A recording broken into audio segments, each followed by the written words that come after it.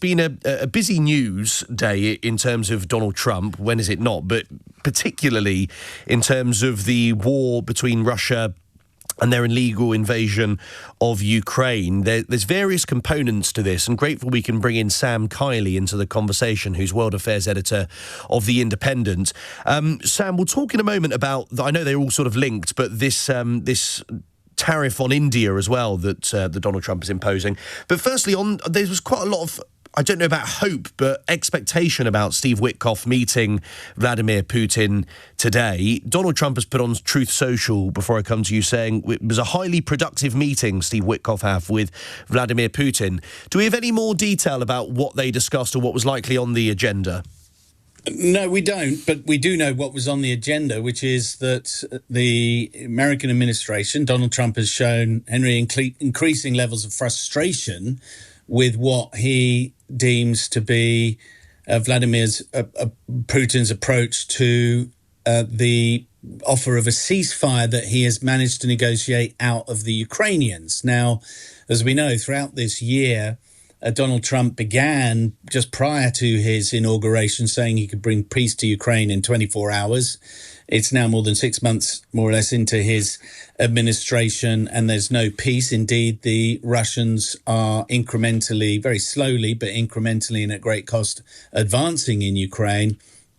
And he, over the last couple of weeks, has signaled, he accused Vladimir Putin, his words, of being talking bullshit, and have also just today or yesterday tweeted or put on his social media, rather, not Twitter, that that if the level of oil revenues to the Putin administration fell, then he wouldn't be able to kill so many people. So this is a new tone from the White House, but there is no new tactic or strategy when it comes to Putin. There hasn't been, for example, a threat of increasing weapon supplies to the Ukrainians that were strangled off at the beginning of this year and have been very, very tightly returned to them in return, and not as gifts, but as sales. So I don't think that anybody in their right mind would have really had a great deal of faith in this meeting producing very much, except for perhaps a postponement of these threatened sanctions against the Russian economy.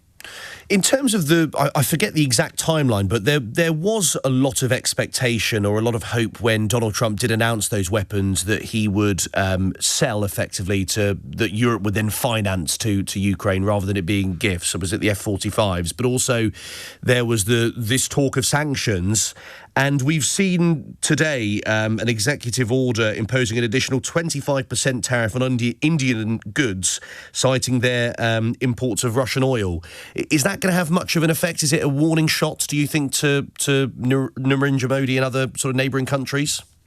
Yeah, it's a very interesting development. So that puts if they're imposed, of course, Donald Trump often imposes sanctions and then doesn't actually impose them, if you see what I mean. This brings it up to about 50%, I believe, in terms of US imports of Indian goods. That is going to drive prices up for imported goods to American consumers, something that Donald Trump doesn't seem to understand, but at the same time will be problematic for the Indians and quite possibly problematic for the oil market more widely, because, of course, the Indians purchasing Russian oil means that they are able to absorb a lot of that production and also keep the prices down. But if there is a strangulation of the Russian production, that's going to have to be met in terms of consumption production by other OPEC countries who have actually promised in the last few days to increase their production. So there's a bit of a delicate balancing act, in short, in terms of how this affects oil prices. But Russia makes about $500 million a day from fossil fuel exports to India, China, and the Europeans in the form of gas. And it is that is funding his war, not the economic trade that it has with in other areas, particularly with Europe, but especially with the United States. So it's not very problematic in terms of the primary sanctions threat to the United States, from the United States to Russia, because, Henry, they don't have much economic activity between themselves. But these secondary sanctions could bite. But they're also going to be very, very problematic for Trump diplomatically. And everybody will be asking him, hey, you care so much suddenly about Ukraine. Why aren't you cooperating with the Ukrainians and not cooperating with the Russians as you have been up to this point? And I don't anticipate by the end of this week we'll have seen any significant policy shift in real terms from the Trump administration.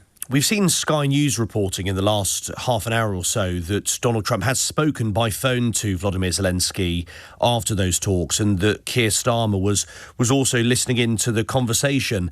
It's a difficult question. What is the next, because we don't know, but what is the next stage here? Because I read that President Zelenskyy wants these talks sort of face-to-face with Putin, potentially in Turkey, but it doesn't look like the Kremlin are going to agree, does it?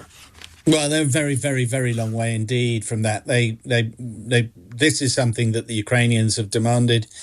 The Americans in the past have essentially represented the Russian position and said, for example, that in the longer term, Ukraine must anticipate to lose at least 20% of its country, give up on its claims to Crimea, then that the Americans wouldn't underwrite any future peace deal, and that they must give up on their attempts to join NATO. Now, those are all Russian demands. I think that there could be some breakthrough in terms of perhaps having some kind of suspension of hostilities in the air. This has been mooted for a while now. The Russians tried it with the sea, and that's because they've comprehensively lost the sea war with Ukraine. It's the Ukrainians now that don't have a navy, but they do have drones, and with them they've managed to destroy or drive out the Russian navy from the whole of the Black Sea.